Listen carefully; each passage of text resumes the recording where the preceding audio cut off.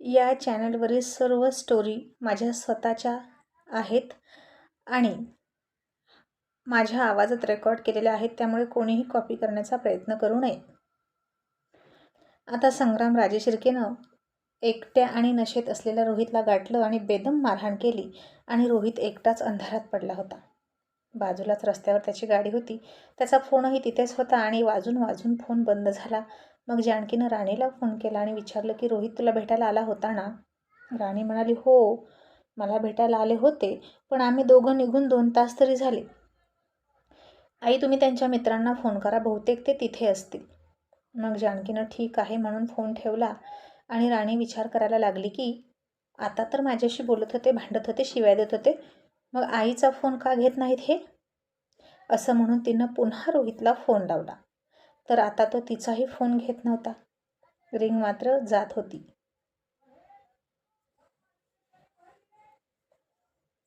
आणि मग राणीनं मकरंदला फोन केला, त्याच्या इतर मित्रांनाही फोन केला आणि तेही म्हणाले की तो आला होता पण आमच्यापासून लगेच गेला. आणि जानकीला कळेना की नक्की रोहित कुठे गेला.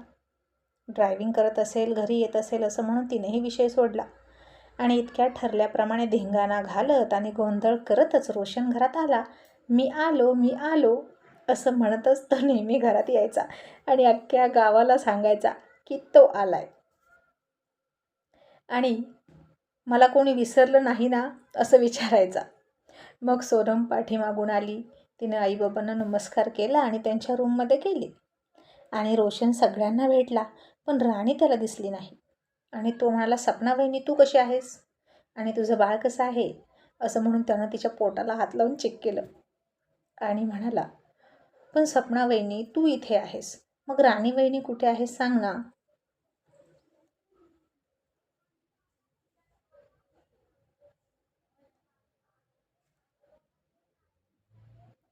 तसा राहुल म्हणाला, रोशन आधी फ्रेश हो मग बोलू. मग आता रोशन फ्रेश होऊन आला आणि त्यानं पुन्हा विचारलं की राणी वहिनी कुठे आहे? रोहित दादासुद्धा अजून आला नाही का? ती बाहेर गेली आहे का? आणि जानकीनं आता त्याला सगळं खरं सांगायचं असं ठरवलं आणि म्हणाली हो. आणि रोहित येण्याच्या आधीच रोशनला सगळं खरं खरं सांगितलं की त्यांचं सध्या काय सुरू आहे. आणि रोहित आणि तिच्याबद्दल सांगितलं आणि ऐकलं. आणि रोशन म्हणाला, ओ माय गॉड, या मधल्या बंधूंचं काय करावं? माझ्या लग्नासाठी त्यांनी राणी वहिनीसोबत असं केलं. बिचारी वहिनी. आणि रोहित बंधू इतके पोहोचलेले असतील असं वाटलं नव्हतं. एका मुलीच्या भावनांशी खेळायची काय गरज होती? राहुल म्हणाला, तुझ्यासाठीच त्यानं सगळं केलं आणि आता तू असं म्हणतोस का? तुलाच लग्नाची घाई झाली होती.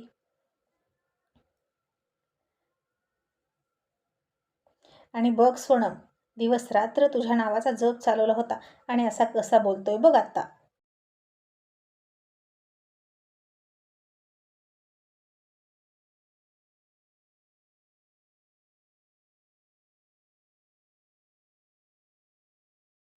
आणि रोशन म्हणाला, मी आणखीन 2-3 वर्ष थांबलो असतो लग्नाचा. माझं काही नव्हतं बाबा. तसं राहुलनं त्याचा कान पकडला आणि म्हणाला, गदड्या, आम्हाला रात्रंदिवस झोपू देत नव्हता, खाऊ पिऊ देत नव्हता, सतत माझं लग्न माझी सोनम, माझं लग्न माझी सोनम, आणि आता असा बोलतोस होय? आणि मग रोशन म्हणाला, पण राहुल दादा आता पुढे काय? राहुल म्हणाला, आता त्याला करमत नाही तिच्याशिवाय. आणि रोशन हसून म्हणाला, म्हणजे रोहित दादाला राणी वहिनी आवडायला लागली तर? संगतीचा परिणाम शेवटी होतोच. राहुल म्हणाला, हो तसंच झालंय.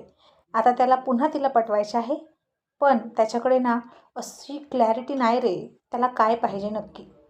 तर तू ती क्लॅरिटी त्याला आणून दे. तू जोपर्यंत आहेस तोपर्यंत त्याचं पॅचअप झालं तर चांगलंच आहे. मग अशा काही टिप्स दे त्याला. आणि रोशन म्हणाला, ठीक आहे, आता बघूच त्यांचं कसं जुळत नाही. रोहित दादा माझं ऐकायला तयार असेल तर मी त्याचा लव गुरु बनून त्याला लव टिप्स देणार. मग रोहित येत नाही, फोनही घेईना, म्हणून सगळ्यांनी नेहमीप्रमाणे त्याला सोडून डिनरला सुरुवात केली. आणि डिनर करताना रोशन म्हणाला, आता मी आलो ना तर आपण मस्त वन डे पिकनिक प्लॅन करू. फॅमिली पिकनिक, सगळेच रिलॅक्स होतील आणि राणी बहिणीला सुद्धा बोलवायचं आणि त्यांना आणण्याची जबाबदारी माझी. तसं राहुलनं चेहरा पाडला होता आणि त्याचा पडलेला चेहरा असा का आहे ते बघितलं, ओळखलं. कारण त्याला सपना सोबत असणार होती आणि त्याला पिकनिकला मूड नव्हता. रोशन म्हणाला, दादा डोंट वरी, सपना वहिनीला सुखरूप आणण्याची जबाबदारी माझी. त्यांना प्रवास होईल म्हणून तू काळजीत पडलास का? आणि एका दिवसाने काय होतंय, चल ना. आणि राहुल म्हणाला, नको, तुम्ही जाऊन या. आणि रोशन म्हणाला, नाही, जायचं तर सगळ्यांनी, नाहीतर कोणीच नाही जाणार. आणि राहुल म्हणाला, ठीक आहे, बघू. मग आता जेवण वगैरे झालं आणि सपना कुठे झोपणार हा प्रश्न पडला. आणि ती सोफ्यावर झोपणार होती. आणि जानकीने सुद्धा आता मुद्दाम तिचा विचार केला नाही. राहुलनं सुद्धा तिचा विचार करावा असं तिला वाटत होतं. पण राहुल तिला म्हणाला, सपना, तू बेडरूममध्ये झोप. आणि ती बेडवर झोपली आणि तो सोफ्यावर. तशी सपना म्हणाली, नको राहुल, तुमची रूम आहे, तुम्ही बेडवर झोपा, मी सोफ्यावर झोपेन किंवा खाली झोपेन. राहुल म्हणाला, नको, तू प्रेग्नेंट आहेस. आणि शेवटी ती म्हणाली, तुम्ही झोपणार असाल माझ्या शेजारी तर मी झोपेन, नाहीतर मी निघाले. मी बाहेर सोफ्यावर झोपते, हे मला पटत नाही. तुम्ही खाली झोपायचं किंवा सोफ्यावर आणि मी बेडवर. आणि राहुल म्हणाला, अगं रोशन आहे तोपर्यंतच प्रॉब्लेम आहे, तो गेला की तू पुन्हा त्या रूममध्ये जाऊ शकते. सपना म्हणाली, एका दिवसाचा प्रश्न असू द्या किंवा कायमचा, पण मला हे पटतच नाही. आणि राहुल म्हणाला, बरं ठीक आहे. आणि तिला आता झोपवली आणि त्याचं मन तयार होईना तिच्या शेजारी झोपायचं. आणि तो बाहेर आला आणि जानकी म्हणाली, काय झालं, झोप येत नाही का? आणि ती तुझ्या शेजारी आहे म्हणून तुला कसं तरी वाटते का? आता राहुल काहीच बोले ना. आणि जानकी म्हणाली, राहुल, ती रोहितला विसरली आणि तेव्हाच तिनं तुझ्या आयुष्यात प्रवेश केला, हे तू का विसरतोस? त्याच्यावर प्रेम करत असताना ती तुझ्यावर प्रेम करायला तयार नव्हती. आणि जेव्हा त्याला विसरली तेव्हाच तुला ॲक्सेप्ट केलं, म्हणजे ती तुझ्याशी प्रामाणिक आहे, एवढं लक्षात ठेव. तुम्हा दोघांचं पूर्ण मनोमिलन झालं.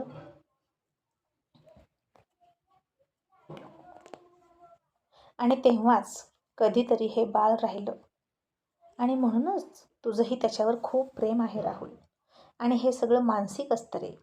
तुला जर जरा जरी शंका असते ना की हे बाळ तुझं नाही किंवा नाईलाजानं तुम्ही एकत्र आला योगायोगानं म्हणून झालंय, कुठल्या दबावात झालंय, तर तुझ्या मनानं त्या बाळाकडे इतकी ओढ घेतली नसती.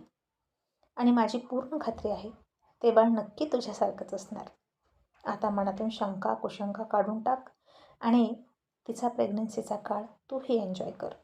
हे दिवस पुन्हा पुन्हा येत नाहीत राहुल. आणि त्या मुलीला दिली इतकी शिक्षा बास झाली. वेळ निघून गेल्यानंतर तूच पश्चाताप करशील. अरे त्या बाळाला बघ, त्याला भेट, त्याच्याशी बोल, आई बाबा म्हणून त्याच्यावर प्रेम करा आत्तापासून. ती राणी तिकडे गेली, इकडे तुझं आणि सपनाचं असं सुरू आहे. मग ती नवी नवरी असलेली सोनम काय विचार करेल आपल्या घराबद्दल? जरा तूच विचार कर. या घरात कुणाचे संसार नीट नाहीत असं तिला वाटेल की नाही? एक एक प्रकरण निस्तारताना माझी दमछाक होते. आणि तो रोहित ऐकत नाही. त्याचं लग्न व्हावं म्हणून इतकी धडपड केली आणि लग्न झाल्यानंतर आणखीन कॉम्प्लिकेशन्स वाढत राहिले. मुलांचे बहरलेले संसार बघायचे सोडून या वयात आता हे सगळं बघायला लावणार आहात का तुम्ही? आणि मला माहीत आहे तुझं मन तिच्याकडे ओढ घेतंय.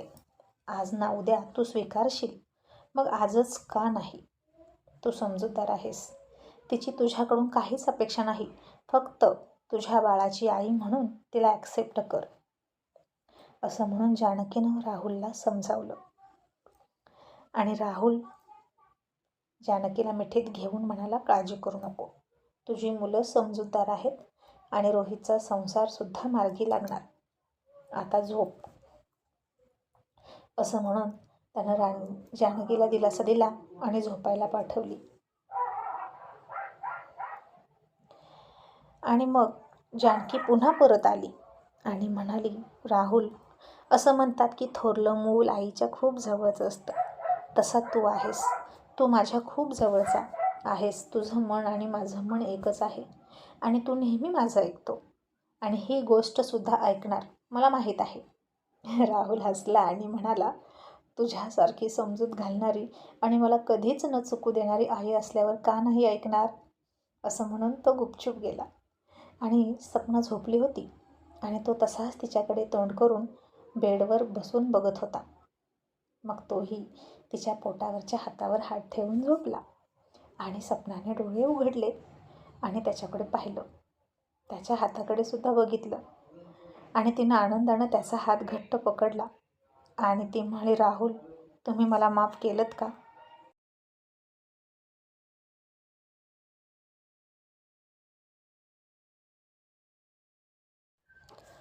आणि राहुल म्हणाला, सपना, सगळ्यांकडून चुका होतात, तशी तुझ्याकडूनही चूक झाली असं मी मान्य करतो आणि एक चूक तुला माफ करतो. पण यानंतर तू लक्षात ठेव, सगळ्यात आधी तू या घरची मोठी सून आहेस, कुणाची तरी वहिनी आहेस, कोणाची तरी मोठी जाऊ आहेस आणि आता आई होशील. तर तू तुझी प्रत्येक जबाबदारी जिथल्या तिथे राहून व्यवस्थित पार पाडशील. कधीच चूक करणार नाहीस, कसूर करणार नाहीस आणि मनात पाप तर कधीच येऊ द्यायचं नाही. आणि ती त्याचा हात घट्ट पकडून म्हणाली, नाही राहुल, आता कधीच चुकणार नाही. आणि थँक्यू सो मच. मी या दिवसाची खूप आतुरतेने वाट बघत होते आणि तुम्ही खूप चांगले आहात. माझ्या अपेक्षापेक्षा खूप लवकर तुम्ही मला माफ केलं. असं म्हणून ती त्याच्या मिठीत गेली आणि मग त्यानंही सगळं विसरून तिला मिठीत घेतलं आणि आय लव्ह यू म्हणाला आणि तिला मिठीत घेऊन झोपला.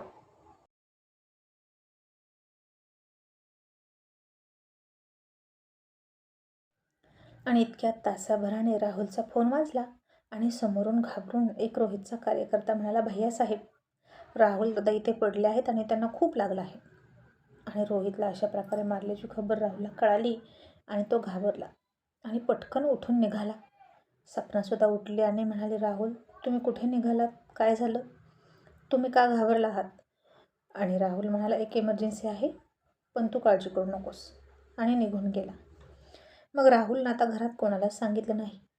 रोशनसुद्धा थकून आला असेल प्रवासावरून म्हणून त्यालाही उठवलं नाही आणि तो एकटाच गेला.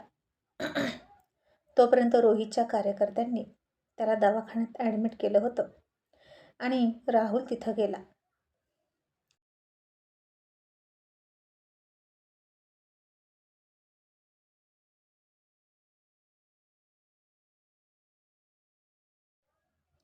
आणि सपना त्याला सारखी फोन करत होती आणि त्यानं तिला परत फोन करून सांगितलं की असं असं झालं आहे, रोहितवर हल्ला झाला आहे आणि आत्ताच घरात कोणाला सांगू नको, कोणाची झोप डिस्टर्ब करू नकोस, सगळ्यांना सकाळी सांग आणि तू पण काळजी करू नको. सपना म्हणाली, ठीक आहे. आणि कधी सकाळ होईल याचा ती वाट बघत बसली. आणि राहुलनं डॉक्टरांना विचारलं की रोहितची तब्येत कशी आहे. डॉक्टर म्हणाले, हल्लेखोरांनी खूपच अमानुषपणे मारहाण केली आहे, थोड्या वेळातच ते शुद्धीवर येतील आणि मगच त्यांच्या हालचालीवरून कळेल की त्यांना कुठं लागलं आहे. पण प्राथमिक अंदाज असं सांगतो की हात काळे निळे पडले आहेत, नक्कीच हात फ्रॅक्चर असणार. मग राहुल म्हणाला, बरं, तुम्ही ट्रीटमेंट सुरू करा. आणि रोहितवर कुणी हल्ला केला असेल याचा विचार राहुल करायला लागला. मग काही वेळाने रोहितला शुद्ध आली आणि त्याचे दोन्ही हात हालेनात आणि एक पाय उचलता येईना. मग राहुल तिथं गेला आणि त्याची अवस्था बघून त्याला वाईट वाटलं आणि डॉक्टर म्हणाले, दोन्ही हात आणि एक पाय बहुतेक फ्रॅक्चर आहे, एक्सरे काढून प्लास्टर करावे लागेल. आणि मग रातोरात रोहितच्या एका पायाला, दोन्ही हाताला प्लास्टर केलं आणि त्यापैकी डावा हात जरा थोडासा फ्रॅक्चर होता, पण उजवा जरा जास्तच होता. आणि आता रोहित कुमारचे दोन्ही हात गळ्यात पडले. आणि सकाळ होताच सपनानं ही गोष्ट सगळ्यांना सांगितली. सगळेच हॉस्पिटलमध्ये पळाले आणि रोहित लाचार होऊन बेडवर पडला होता. बाकी मेंदूला वगैरे कुठे काहीच नव्हतं लागलं. चेहऱ्यावर थोडाफार ठोसे दिलेले होते, डोळे काळे निळे पडलेले होते आणि स्मार्ट हँडसम रोहित कुमार आता थोडे बिद्रूप दिसत होते. आणि आता इकडे कॉलेज भरलं आणि तो कॉलेजमध्ये आलाच नाही. सगळ्या मुली त्याची वाट बघत होत्या. सगळे वाट बघून बघून थकले. आणि राणीला सुद्धा वाटलं होतं की रात्री माझ्याशी इतके भांडले, मग आता कॉलेजमध्ये पिरियडवर आल्यावर कसे वागतील, कसे बघतील कुणास ठाऊक. कालचा भेटण्याचा आणि नव्याने सुरुवात करण्याचा प्लॅन तर पूर्ण फसला होता. मग रोहित कॉलेजला आलाच नाही. कॉलेज सुटलं आणि राणी रिक्षातून घरी निघाली आणि राणीला त्याच्या मित्रांचा फोन आला आणि ते म्हणाले की वहिनी रोहितवर हल्ला झाला आहे आणि तो हॉस्पिटलमध्ये आहे, तुम्ही लवकर या. पण राणीचा विश्वास बसला नाही. उलट ती म्हणाली, लाज नाही वाटत का हो तुम्हाला असं खोटं नाटक करायला? खरंच जर असं झालं तर, आणि तुमचे शब्द खरे ठरले तर, आणि सरांवर खरंच हल्ला झाला तर तुम्ही लोक कशाला असं करता? असं म्हणून तिनं फोन ठेवला. आणि मग तिला सपनाचा फोन आला आणि सपना म्हणाली, राणी अगं तुला काही माहीत आहे की नाही? तू कुठे आहेस? भाऊजींवर रात्री खरंच हल्ला झालाय. तू नक्की आहेस कुठे? आणि ते आता हॉस्पिटलमध्ये आहेत. आणि राणी आता घाबरली. तिला आठवलं की रात्री तो खोटं बोलत नव्हता, नाटक करत नव्हता. फोनमधून तिला जे आवाज येत होते त्याच्या ओरडण्याचे ते खरे होते. आणि घाबरलेली राणी तशीच रिक्षा वळवून हॉस्पिटलमध्ये गेली. आणि तिला रात्रीचं सगळं आठवत होतं. तो रात्री तिला रागात म्हणाला होता, आजपासून तू मला मेली आणि मी तुला मेलो. आणि मीही उगीच असं म्हणाले, असं वारंवार आठवत होतं तिला. हॉस्पिटलच्या पायऱ्या ती पळत पळत चढत होती आणि त्याला बघितला असा जायबंदी होऊन पडलेला आणि राणी रडायला लागली. मग राहुल तिला समजावत म्हणाला, रडू नकोस, जास्त काही झालं नाही आणि तुला भेटायचं असेल तर जा. मग राणी सगळं साहित्य तिथेच फेकून आतमध्ये गेली. तर रोहित डोळे झाकून पडला होता आणि तिनं झोपलेल्या रोहितच्या डोक्यावर हात ठेवला आणि म्हणाली, मला माफ करा. रात्री मला कळायला हवं होतं की तुमच्यावर हल्ला होतोय. तसा रोहित जागा झाला. तिला रडताना बघितलं आणि त्यानं अशाही अवस्थेत नाक फुगवलं आणि म्हणाला, रात्री म्हणालीस ना तुम्ही मला मेलात, मी तुम्हाला मेले. आता कशाला बघायला आलीस? मी मेलो की जिवंत आहे हे बघायला आलीस का? आणि राणीला फार वाईट वाटलं. ती पुन्हा रडत बाहेर आली. जानकी म्हणाली, राणी रडू नकोस. राणी म्हणाली, आई रडू नको तर काय करू? अशाही अवस्थेत कसे बोलतात बघितलं का? म्हणे मी मेलो का हे बघायला आलीस का? आता रात्री झाली आमच्यात थोडी कुरकुर, मग मी हे मरावे तशी प्रार्थना करेन का? नेहमी असेच बोलतात आणि मन दुखवतात. असं म्हणून राणी आणखीन रडायला लागली. आणि तिच्या अश्रूतूनच कळत होतं की तिचं रोहितवर किती प्रेम आहे. आणि जानकी म्हणाली, बरं आता पुढे काय करायचं? तू काय निर्णय घेतला आहेस? आणि आता राणी पुढे कोडं पडलं की काय करावं. तो जखमी होता, नक्कीच त्याला सगळी सिंपती मिळणार होती. आणि राणी म्हणाली, आई तुम्हीच सांगा. माझं यांच्याबद्दलचं प्रेम, यांच्यासोबत संसार करण्याची इच्छा कधीच लपून राहिली नाही. प्रॉब्लेम फक्त यांचा आहे. यांना जर माझ्यावर प्रेम करायचं नसेल, फक्त गरजेपुरती बायको हवी असेल तर मी काय करू? यांनी मनापासून माझ्यावर एकदा प्रेम आहे म्हणू द्या, मी आत्ताही यायला तयार आहे. आणि आता नेमकं इथेच तर घोळ होता. आणि रोहित बोलणार नव्हता, कारण त्याला अजून प्रेम झालं नव्हतं. आणि जानकी म्हणाली, ठीक आहे, कळतंय मला तुझ्या मनाची अवस्था. तुझ्या आईच्या घरी, मी घेईन त्याची काळजी. आणि मग राणीचा तिथून तरीही पाय निघणार नव्हताच. ती दिवसभर थांबलीच. आणि रोहितचे सगळे कार्यकर्ते त्याला भेटायला यायचे. आणि हा आराम करण्याऐवजी माझ्यावर कोणी हल्ला केला त्याला शोधा, नक्कीच तो संग्राम असणार. आणि माझा पाय फ्रॅक्चर केला ना, मग पाय बरा झाल्या पहिल्यात त्याला तुडवणार, असा रोहित म्हणायचा. आणि सगळेजण डोक्याला हात लावून बसायचे. त्याचा राग काही केला कमी होत नव्हता, हॉस्पिटलमध्ये होता तरी. आणि आता नेमका संग्रामसुद्धा त्याला चिडवण्यासाठी मोठा ओके घेऊन आला आणि म्हणाला, अरे बापरे सूर्यवंशी साहेब, तुमची ही अवस्था बघून फार वाईट वाटते हो. तुम्हाला फार कमी लागलं का? 2 हात 1 पाय फ्रॅक्चर, मग एकच पाय कसा का शिल्लक राहिला मी म्हणतो. पुढच्या वेळी अशी चूक होणार नाही. गेट वेल सून, असं म्हणून राजेशिर्के हसायला लागला. तसं रोशनने त्याच्या हाताला पकडलं आणि बाहेर हाकलला आणि त्याला डॅशिंग लुक देत म्हणाला, आत्ता तो हॉस्पिटलमध्ये आहे, म्हणून असं समजू नकोस की तो काहीच करू शकत नाही.